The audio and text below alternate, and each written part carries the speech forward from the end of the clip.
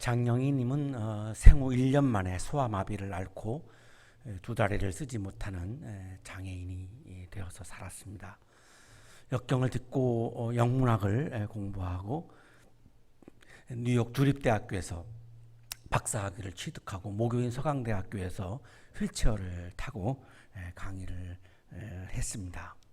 2001년에 유방암 선고를 받았습니다. 1년 만에 완치가 되어서 다시 강단에 서셨고 2004년에 다시 척추암 선고를 받고 척추암도 다시 또 이겨내고 다시 또 강단에 복귀했습니다. 2008년에 간암으로 암이 전이가 되었고 2009년에 세상과 이별하셨습니다. 8년, 9년 동안 암과 끊임없이 투병하면서도 강의를 계속하셨고 그리고 많은 글을 통해서 많은 사람들에게 희망과 감동을 선사해 주셨습니다. 류혜욱 신부님이 번역한 책의 추천사에 장영희 교수님이 이렇게 썼습니다. 미국의 선교사 일행이 아프리카에서 겪은 일입니다. 한참 길을 가던 원주민 짐꾼들이 왠지 갑자기 길가에 주저앉아서 꼼짝도 하지 않았답니다. 달래도 보고 돈을 더 주겠다고 흥정도 해보았지만 묵묵부답이었던 그들 중 한 사람이 마침내 이렇게 말했습니다. 우리는 당신 백인들을 기쁘게 해주려고 너무 속도를 냈어요. 이제는 우리 혼이 우리의 몸을 따라잡도록 기다려야 해요. 평상시 걸음 속도보다 이 백인들을 가이드하기 위해서 너무 빨리 걷다가 보니까 몸은 앞서가 있고 혼은 따라오지 못하는 상황에서 더 이상은 갈 수 없다라고 몸과 혼이 동행해야 한다라고 하는 것을 굉장히 중요하게 여기면서 그렇게 이야기를 했습니다. 정신없이 뛰다 보면 영혼은 저만치서 따라오지 못하고 다그칠 대로 다그친 몸은 고장이 나기 일쑤입니다. 저도 마찬가지였습니다. 학생들을 가르치고 연구하는 일이 제 본업인데 그것도 제대로 하지 못하면서 욕심스럽게 다른 일도 마구 맡아 하면서 몸을 함부로 굴렸습니다.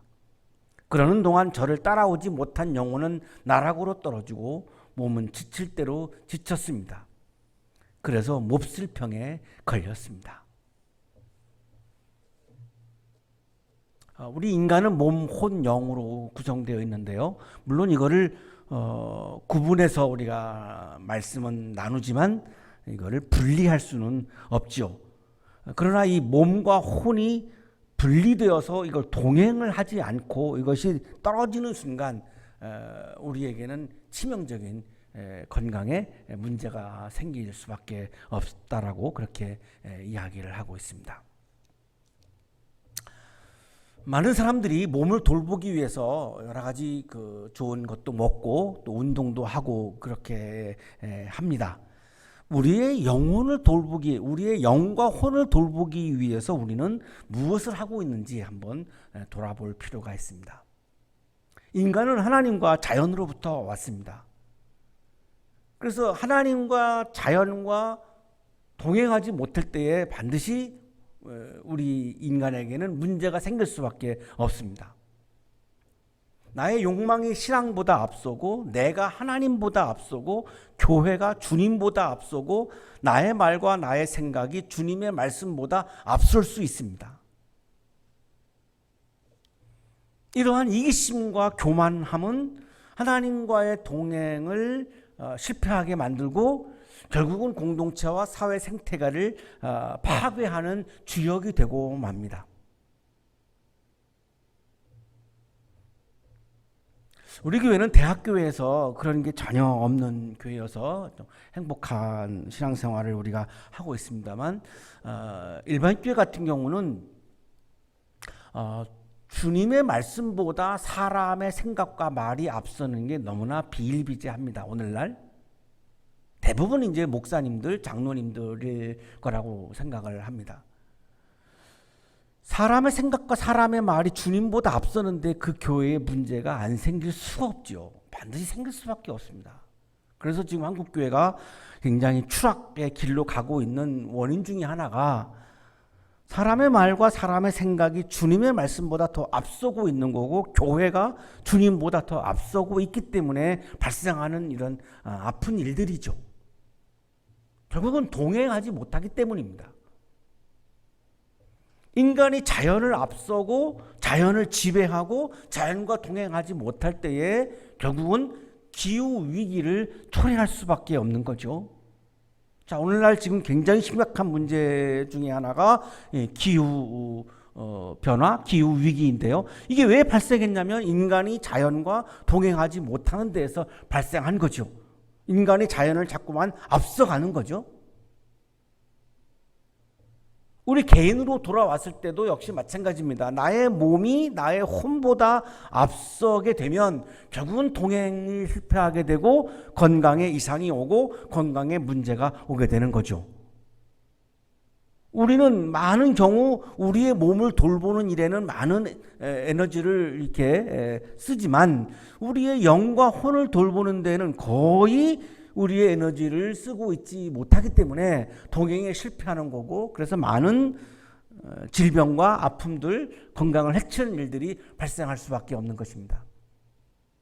오늘의 성서 일과는 하나님과 인간의 동행에 관한 말씀입니다.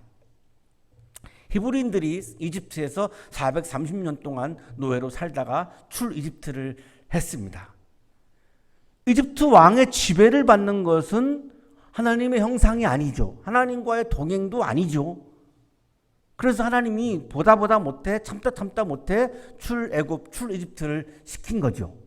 그래서 가나안 땅으로 인도하셨고 함께 동행을 하셨죠. 하나님이 가나안까지 함께 동행하려고 마음을 먹으신 거죠.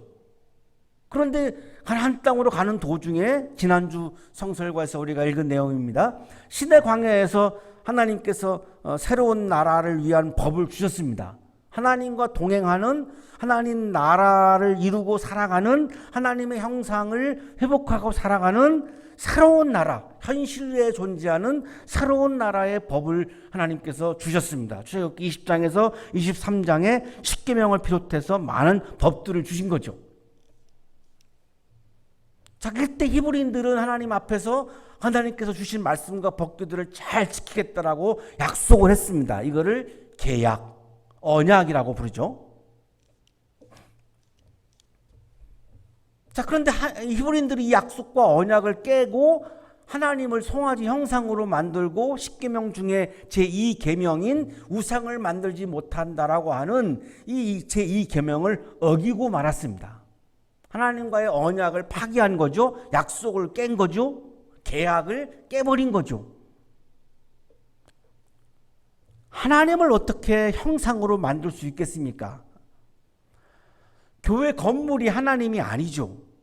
재물이 하나님이 아니죠. 하나님은 어떤 형상으로 만들 수가 없는 분인데 히브리인들은 그걸 송아지 형상으로 만들었으니 하나님께서 진노할 수밖에 없었습니다. 진노하신 하나님께서 히브리인들을 향해서 완전히 없애버리겠다라고 말씀하셨죠. 그러니까 모세가 뜻을 돌이켜달라고 애원했습니다. 자, 이때 하나님께서 이스라엘을 완전히 없애버리겠다라고 하는 재앙을 거두셨죠. 여기까지가 지난주 성소일과였습니다. 자, 거두셨는데 재앙의 연기였지 완전한 해결이 아니었습니다. 지난주 성서일과 본문을 이어서 계속 읽다 보면 재앙을 완전히 없애버린 것이 아니라 연기하셨던 것이었습니다. 그래서 모세가 하나님께서 손수 쓰신 말씀 증거판, 십계명이 기록되어 있는 두 개의 증거판을 사람들이 모여있는 산 아래로 던져가지고 깨트려 버리죠. 계약이 깨진 상태에서 돌판이 무슨 소용이 있겠습니까? 하나님과의 약속을 깼는데 그 돌판이 무슨 의미가 있겠습니까? 아무런 의미가 없지요. 형식이 불과하죠. 이때 모세가 히브리인들 3,000명을 죽였습니다. 성서에서 가장 무서운 장면 중에 하나입니다. 모세가 3,000명을 죽였습니다.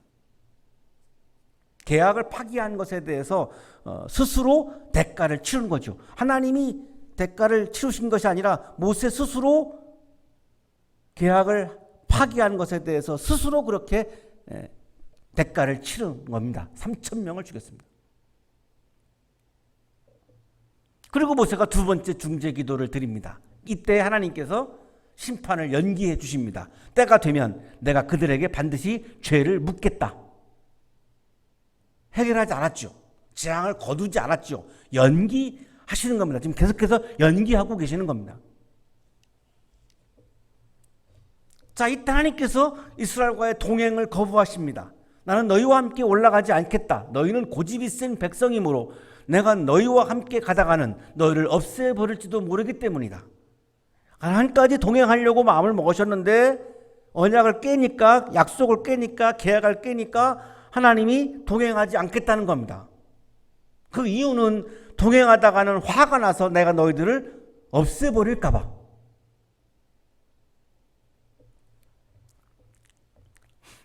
어릴 때 사랑하기 때문에 헤어진다. 이 말을 정말로 이해를 못했습니다. 사랑하는데 왜 헤어질까? 사랑하기 때문에 헤어진다라고 하는 말이 정말로 이해가 안 갔는데 이 본문을 읽다가 이해를 했습니다. 하나님이 히브리인들을 사랑했기 때문에 없애버리지 않으려고 동행하지 않겠다고 말씀하고 있는 거죠. 자, 오늘 드디어 여기서 이제 성설과가 시작됩니다. 모세가 주님께 아뢰었다. 자, 세 번째 중재 기도입니다. 모세가 총 4번 중재 기도를 드려서 완전히 하나님의 마음을 이제 바꾸게 되는데요. 오늘 성설과는 세 번째 중재 기도입니다. 주님께서는 저를 이름으로 불러주실 만큼 저를 잘 아시며 저에게 큰 은총을 베푸신다고 말씀하셨습니다. 민영진 교수의 주석입니다. 이름을 기억하고 있다는 말이라기보다는 여호와께서 모세에게 가지는 관계의 친밀성을 표현하는 말이다. 난 널 잘 안다. 넌 내 친구다. 내가 널 지명하여 발탁하였다. 너는 나의 절친이다라는 뜻이다. 여기 지금 저를 이름으로 불러주실 만큼 저를 잘 아시지 않습니까? 모세가 이제 이렇게 하나님께 기도하는데요. 이 표현은 하나님이 저를 아시는 관계지 않습니까? 이런 의미가 아니라 하나님은 저하고 절친이라고 저한테 말씀하시지 않았습니까? 이렇게 말하고 기도하고 있는 거죠. 하나님은 저하고 친하다라고 말씀하셨죠. 이렇게 지금 기도하고 있는 거죠. 그러시다면 제가 주님을 섬기며 계속하여 주님께 은총을 받을 수 있도록 부디 저에게 주님의 계획을 가르쳐 주십시오. 주님께서 이 백성을 주님의 백성으로 선택하셨음을 기억하시기 바랍니다.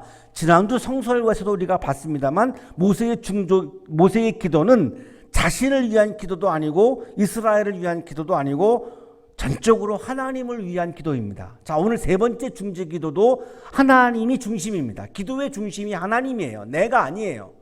주님을 섬김, 주님의 은총, 주님의 계획, 주님의 백성, 주인공이 딱 주님입니다.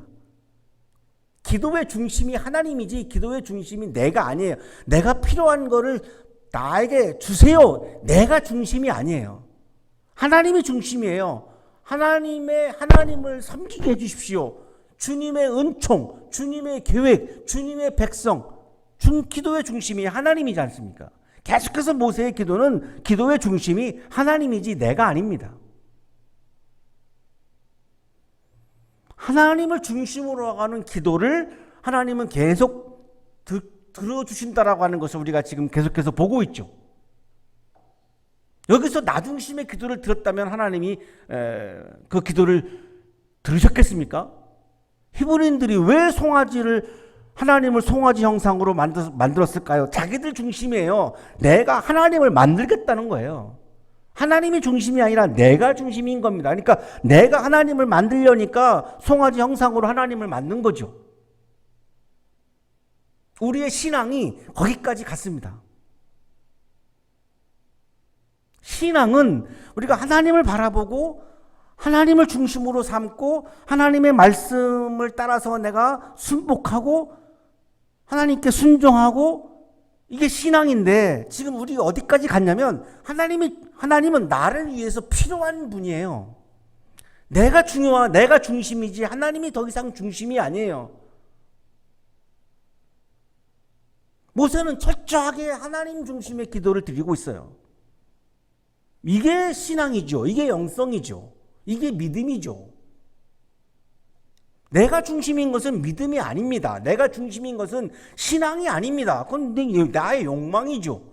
제가 그 욕망을 나쁘다라고 표현하는 것이 아니라 그 욕망은 신앙이 아니다라고 하는 것을 구분하는 말씀을 드리는 거죠. 신앙과 욕망은 구분해야죠. 욕망은 욕망이고 신앙은 신앙이지 왜 자꾸 욕망을 신앙이라고 자꾸 주장을 하십니까? 하나님을 중심으로 하는 기도를 드릴 때에 하나님께서 대답을 하시죠. 내가 친히 너와 함께 가겠다. 그리하여 내가 안전하게 하겠다. 이스라엘과의 동행을 거부하신 하나님께서 모세와 동행하시겠다고 말씀하셨습니다. 킹 제임스 버전입니다. 나의 인재가 너와 함께 갈 것이다. 민영진 교수의 주석입니다. 이스라엘 자손보다는 모세 개인을 전제한다. 우리가 여기서 오해할 수 있는데요. 이스라엘 백성들과 함께 동행하겠다는 말씀이 아니고 모세와 동행하겠다는 말씀을 하신 겁니다. 왜죠? 이스라엘 백성들은 자기 중심이었고 하나님을 송아지로 만들었으니까요. 자기 중심이었고요. 모세는 하나님 중심이었죠. 그러니까 하나님 중심으로 하는 모세와는 동행하겠고 자기 중심인 이스라엘 백성과는 동행하지 않겠다라고 지금 말씀하고 있는 거죠.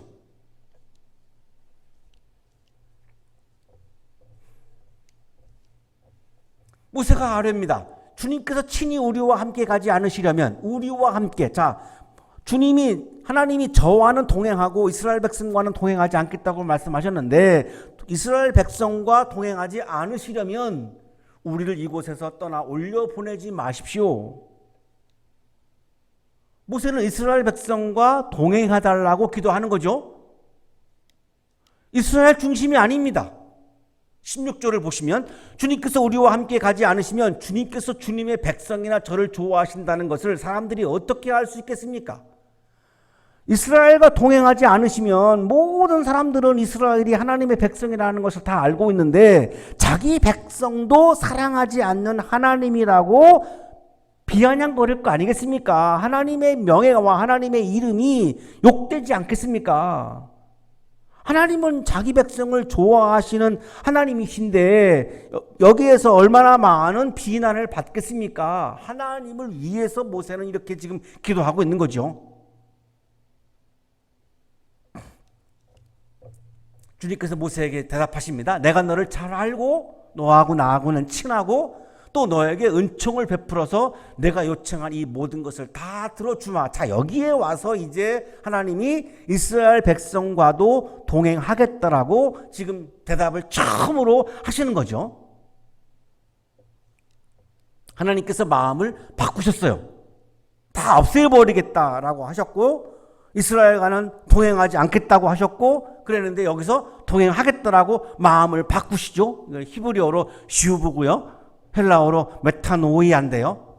이거를 번역한 말이 회개입니다. 그래서 성서학자들은 이 장면을 하나님의 회개라고 부릅니다. 그러니까 회개라고 하는 단어가 우리가 굉장히 잘못 알고 있다라고 하는 게 나타나고 있죠. 하나님은 잘못한 분이 아닌데 뭘 뉘우치고 뭘 반성하겠습니까? 하나님은 반성할 일도 없고 뉘우칠 일도 없습니다. 그런데 하나님께서 여기서 지금 회개하고 계시죠. 그러니까 회개는 뉘우치고 반성하는 것이 아니라 턴하는 거죠. 길을 바꾸고 마음을 바꾸는 겁니다. 가치관을 바꾸는 겁니다. 하나님이 동행하지 않겠다고 하셨다가 마음을 바꾸어서 동행하겠다. 이게 회개입니다. 나 중심의 삶을 살아가던 내가 하나님 중심으로 나의 삶의 길을 바꾸는 게 슈브, 메타노이아 회개인 거죠. 히브리인들은 자기 중심으로 하나님을 만들기까지 했는데요. 여기서 자기들이 바꾸지 아니하면, 회개하지 아니하면, 턴하지 아니하면 하나님과 계속 동행할 수가 없죠. 하나님은 지금 동행해 주시겠다고 말씀을 하셨는데, 자, 그 다음 차례는 이제 이스라엘 사람들의 문제입니다. 하나님을 송아지 형상으로 하나님을 자기들이 만들었던 이거를 바꾸지 아니하면 계속해서 동행할 수가 없겠죠. 한국 교회가 하나님보다는 교회가 더 앞서고 나의 생각과 나의 말이 주님의 말씀보다 더 앞서고 있는 이런 형태들을 바꾸지 아니하면, 턴하지 아니하면 하나님과 동행하는 한국교회는 어려울 수밖에 없습니다. 그러면 계속해서 추락할 수밖에 없죠. 자, 그때 모세가 저에게 주님의 영광을 보여주십시오라고 간청을 합니다. 성서를 직역하면, 히브리 성서를 직역하면 이렇습니다. 나로 하여금 당신의 영광을 보게 하소서. 자, 이 영광이라고 하는 말이 히브리어로 카봇인데요. 민영진 교수의 주석입니다. 여호와의 영광이 구름 속에 신의 산 위에 성막에 나타난다. 하나님의 현현과 임재를 표현하는 말이다. 자, 하나님의 영광이라고 하는 이 영광 카봇이라고 하는 말은 현현, 임재, 존재를 의미하는 말이다라고 하는 그런 설명입니다. 영광은 하나님의 존재 방식입니다. 하나님은 모습으로 존재하지 않으시죠. 우리 앞에 하나님은 모습으로 존재하지 않습니다. 그럼 어떻게 존재하느냐 이거죠. 말씀으로 존재합니다. 태초에 말씀이 있었다. 요한복음 1장 1절이죠. 태초에 말씀이 있었다. 하나님은 말씀으로 존재하죠. 자, 또 하나가 있는데 여기에 보면 영광으로 존재합니다. 주님의 영광을 보여주십시오라고 하는 이 모세의 이 기도는 마음을 바꾸어 주신, 길을 바꾸어 주신, 이스라엘과 동행하겠다라고 말씀해 주신 하나님이 너무 좋아서 하나님이 보고 싶다는 겁니다. 하나님의 영광을 보여주시라고 하는 이 말은 저 하나님이 너무너무 보고 싶어요. 왜? 하나님이 너무너무 좋아요. 왜 좋아? 하나님이 마음을 바꾸어 주셨으니까요. 하나님이 마음을 바꾼다라고 하는 것은 쉬운 일이 아닌데 하나님이 정말로 어렵게 지금 세 번째 중재 기도에 가서 하나님의 마음을 바꾸기 시작했어요. 완전히 바꾼 것은 네 번째 중재 기도 다음인데 지금 세 번째 중재 기도에 와서 하나님이 거의 90% 이상 마음을 바꾸어 주셨어요. 그러니까 모세는 하나님이 너무너무 좋은 거죠. 그러니까 하나님 너무너무 좋아서 저 하나님 보고 싶어요. 지금 이 말입니다. 주님께서 대답하십니다. 내가 나의 모든 영광을 내 앞으로 지나가게 하고 나의 거룩한 이름을 선포할 것이다. 나는 주다. 은혜를 베풀고 싶은 사람에게 은혜를 베풀고 불쌍히 여기고 싶은 사람을 불쌍히 여긴다. 나를 보고 싶어하고 나의 영광을 보고 싶어하고 나를 좋아하고 나 중심의 기도를 드리는 사람들에게는 내가 은혜를 베풀고 그리고 긍휼을 베푼다. 내가 왜 나쁜 것을 주겠느냐? 내가 왜 히브리인들을 다 없애버리겠다고 했겠는가? 하나님 중심이 아닌 사람들에게는, 자기 중심인 사람들에게는 내가 은혜를 베풀 수가 없다. 긍휼을 베풀 수가 없다. 동행할 수가 없다. 자기 중심은 자기가 알아서 자기가 가겠다라고 하는 건데 내가 굳이 나는 동행할 이유가 없다. 연약해서 나를 보고 싶어 하고 연약해서 내가 필요하고 연약해서 하나님 중심으로 살아가는 사람들에게 나는 은혜를 베풀고 그들을 불쌍히 여기고 긍휼을 베푼다라고 하는 거죠.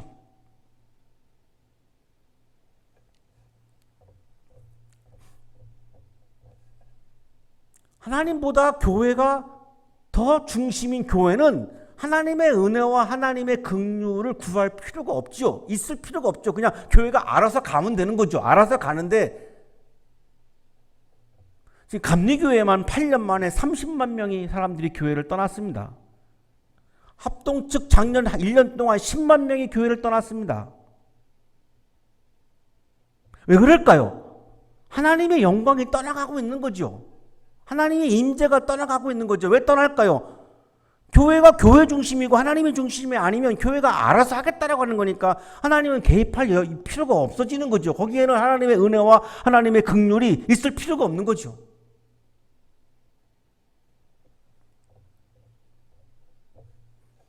하나님이 중심이 아니고 나 중심의 기도를 드리는 사람들에게는 하나님이 필요 없는 거죠. 하나님을 이용할 수는 없으니까요. 하나님의 은혜와 하나님의 긍휼을 경험할 수 없는 거죠. 모세는 철저하게 하나님 중심의 기도를 드렸기 때문에 하나님이 대답하시는 거예요. 내가 너에게 은혜를 베풀겠다. 긍휼을 베풀겠다.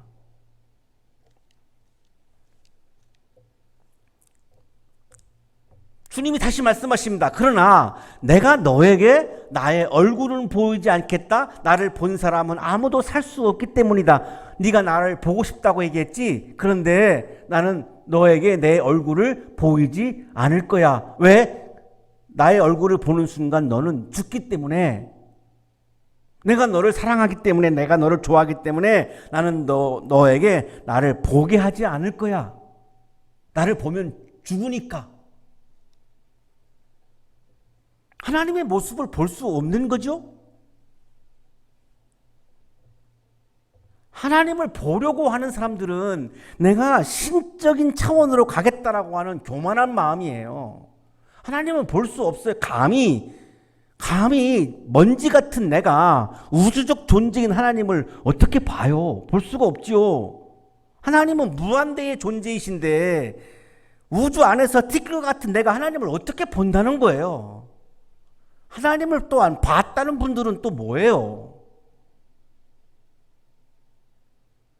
어떻게 하나님을 봅니까? 인간은 하나님을 볼 수가 없습니다. 하나님을 보려고 하는 거는 정말로 교만한 겁니다. 내가 신의 차원으로 올라가겠다라고 하는 거예요. 하나님을 보려고 하시는 분들, 하나님을 봤다라고 하는 분들은 출애굽기 33장 20절을 10번만 좀 읽어보세요. 우리가 볼 수 있는 것은 하나님의 실체가 아닙니다. 하나님의 영광이에요. 그러니까 모세도 하나님을 보여주세요라고 말 못하고 하나님의 영광을 보여주세요라고 기도했던 거예요. 하나님의 영광을 보는 거죠. 하나님의 은혜를 보는 거죠. 하나님의 긍휼을 보는 거죠. 그게 하나님을 본 거예요. 그러면 하나님의 영광을 보지 못하고 하나님의 은혜를 보지 못하고 하나님의 긍휼을 보지 못하면 우리는 하나님을 만나는 경험을 할 수가 없는 거지요.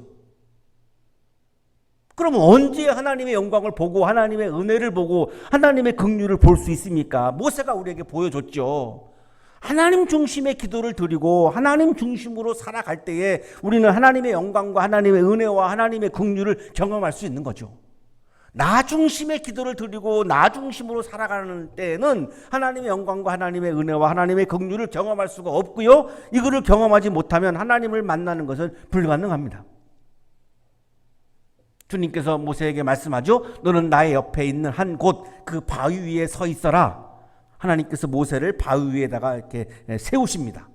나의 영광이 지나갈 때에 내가 너를 바위 틈에 집어넣고 내가 다 지나갈 때까지 너를 나의 손바닥으로 가리워 주겠다. 모세를 하나님이 바위 틈에다가 집어넣어요. 왜 넣을까요? 하나님을 보면 죽거든요. 모세를 지금 보호하시는 겁니다. 그리고 손바닥으로 가리십니다. 못 보게. 보면은 죽으니까요. 모세를 지금 배려하고 계시고 보호하고 계시는 거죠. 그래서 모세를 바위 틈에다가 집어넣으신 거죠.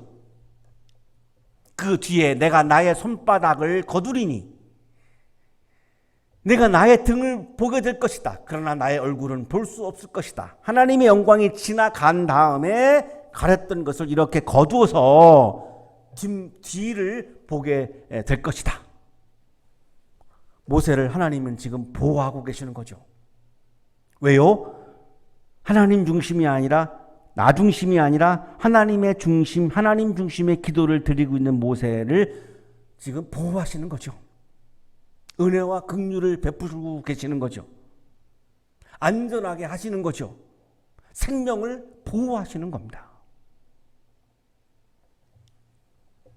하나님께서 나와 동행하실 때에, 내가 하나님과 동행할 때에, 하나님께서 나와 동행하실 때에 하나님의 영광, 하나님의 은혜, 하나님의 긍휼을 경험할 수 있습니다.